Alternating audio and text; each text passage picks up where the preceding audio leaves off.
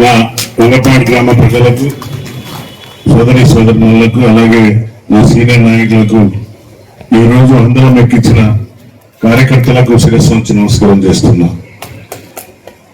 ఈనాటి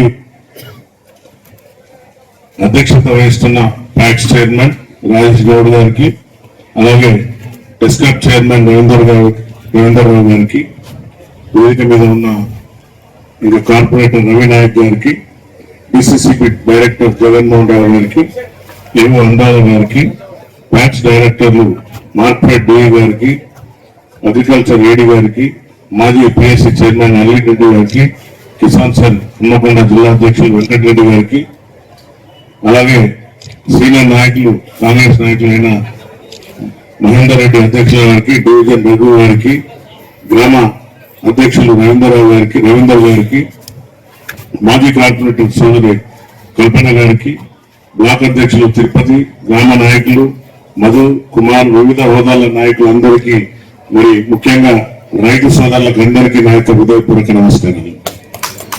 చాలా సంతోషం. ఈరోజు నా చేతుల మీద ఇన్ని రోజులు నిరీక్షించిన ఈ యొక్క బిల్డింగ్ ఓపెన్ చేసుకోవడానికి, ఆహ్వానించడానికి సోదరుడు వచ్చినప్పుడు, అలాగే దానికంటే ముఖ్యంగా రైతుల కోసం సుమారు 4 సార్లు నా వద్దకు హైదరాబాద్కు వచ్చాడు. ఇంటికి వచ్చి అన్న రైతులకు రుణమాఫీ కాలేదు ఇంకా కొంతమంది రైతులకు అని ఆయన పడే వేదన తపన నేను గమనించినాను. ఎందుకంటే మాటల ప్రభుత్వం కాదు ఇది, చేతల ప్రభుత్వాన్ని నిరూపించే దిశగా గౌరవ ముఖ్యమంత్రి రేవంత్ రెడ్డి గారు మరియు రాహుల్ గాంధీ ఆనాడు ఆర్ట్స్ కాలేజ్ మన హన్మకొండలో ఇచ్చిన మాటను తూచా తప్పకుండా రైతు రుణమాఫీ ఒకేసారి చేస్తామని వాగ్దానం చేసిన సందర్భంగా రైతులకు రుణమాఫీ చేయడం చాలా హర్షించనీయమైనది. అలాగే ఇక్కడ మన వంగపాడుకు సుమారుగా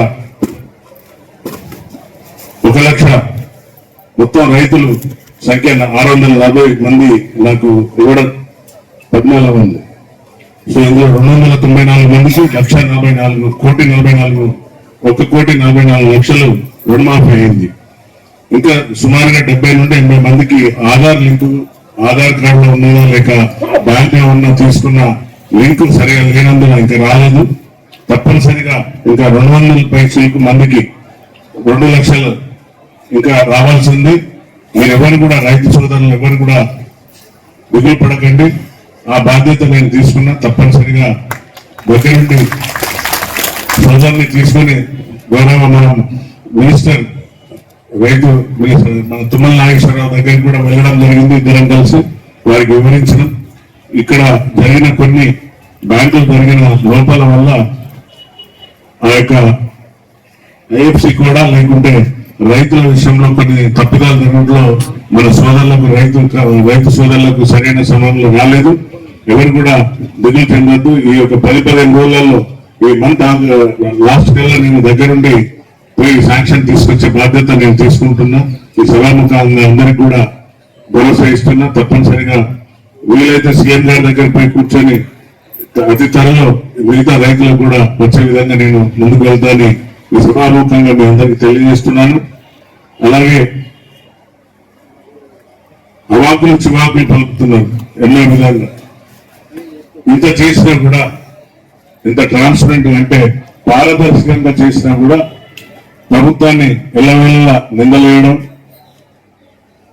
కాంగ్రెస్ ప్రభుత్వం వచ్చినాక రైతు కష్టాలు వచ్చినాయనడం, కరెంటు కష్టాలు వచ్చాయనడం, నీళ్ల కష్టాలు వచ్చాయని ఈ విధంగా గొంతెత్తి ఒకటే ఈ ప్రభుత్వాన్ని ఎంతసేపు అటెన్షన్ డైవర్షన్ అంటారు దాన్ని. అంటే ప్రజల నుండి ఒక తప్పుడు సంకేతానికి ప్రజలకు పంపే దిశగా ఈ బీఆర్ఎస్ ప్రభుత్వం గొంతెత్తి చిచ్చుకున్నా కూడా ఎవరు కూడా నమ్మే పరిస్థితులు లేదు. అలాగే దసరా కానుకంగా, దసరా బోనస్ కూడా రైతులకు రైతు భరోసా, అలాగే సన్నవడ్లు పండించే రైతన్నకు 500 రూపాయలు బోనస్ గా ప్రకటించడం జరిగింది. సో ఇంత చేసినా కూడా ఈ చేసిన కార్యక్రమాలు కూడా నా కార్యకర్తలు కానీ నా సీనియర్ నాయకులు కానీ సరైన పద్ధతిలో గ్రామాలలో చెప్పుకోలేకపోతున్నాం నేను మా కార్యకర్తలు. కాబట్టి దయచేసి ఈ తప్పుడు ఎవరైతే సమాచారం ప్రజలకు అందిస్తున్నారో వారిపైన ప్రత్యేక దృష్టి పెట్టవలసి ఉంటుంది. మన ప్రభుత్వ రైతు పక్షపాతి, రైతును కాపాడుకునే రైతు వెన్నెముక లాంటి మనకు. కాబట్టి రైతును ఎప్పుడు ఎల్లవేళలా కాపాడుకునే దిశగా ఈ ప్రభుత్వం ముందుకెళ్తుంది. అలాగే మన మధ్యలో చైర్మన్ గారు, టెస్కాప్ చైర్మన్ గారు ఉన్నారు కాబట్టి సొసైటీ రిక్వెస్ట్ చేసిందో వారిని కూడా నా తరఫున, మీ అందరి తరఫున రవీంద్రరావు గారిని కూడా మా రైతులను మీ బ్యాంక్ లో మెర్జ్ చేసుకోవాలని నేను ఈ సభాముఖంగా వేడుకోవడం జరుగుతుంది. ఎందుకంటే రైతును కాపాడుకుంటేనే మన మనుగడ ముందుకు సాగుతుంది. కాబట్టి తప్పనిసరిగా మీరందరూ కూడా ఈ బ్యాంకు ఏదైతే పేపర్స్ కావాలనో అడిగిన పేపర్లన్నీ కూడా చైర్మన్ గారు తర్వాత అధికార సిబ్బంది అంతా కూడా దాన్ని తయారు చేసి వెంటనే చైర్మన్ గారికి సమర్పిస్తే తప్పనిసరిగా 1,30,00,000 కూడా రవీంద్రరావు గారు మన దేవుడు గారు కూర్చొని వాటిని త్వరలోనే రిలీజ్ అయ్యే విధంగా ముందుకు తీసుకెళ్తారు. కాబట్టి ఎల్ఓసి కూడా బ్యాంక్ నుండి అందరు తీసుకోవాలి. ఈ యొక్క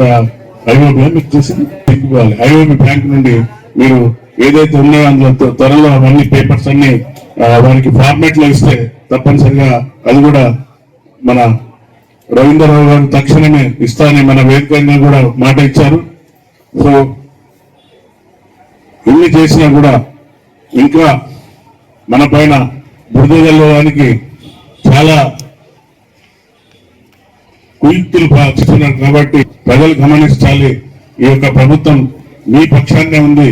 ప్రజాపాలన గడి పాలన కాదు.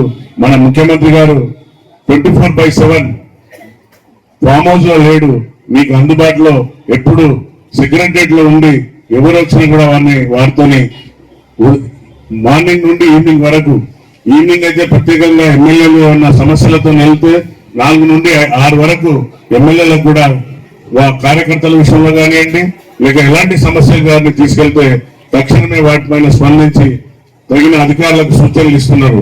ఇంత చక్కగా పాలన పోతున్నా కూడా ఈ పాలన పైన అవాకులు చివాకులు ఫామ్ హౌస్ లో పండుకొని డైరెక్షన్లు ఇవ్వడం, ట్విట్టర్ టిల్లు అని అంటారు, ఆ ట్విట్టర్ లో పోస్ట్ చేయడం అంతే తప్ప ఒకరోజు కూడా ఫామ్ హౌస్ ఇడిచిపెట్టి ప్రజలకు వద్దకు వచ్చి పాపాన పోని మాజీ ముఖ్యమంత్రి కూడా వీరిని ఎలా భరిస్తున్నారు.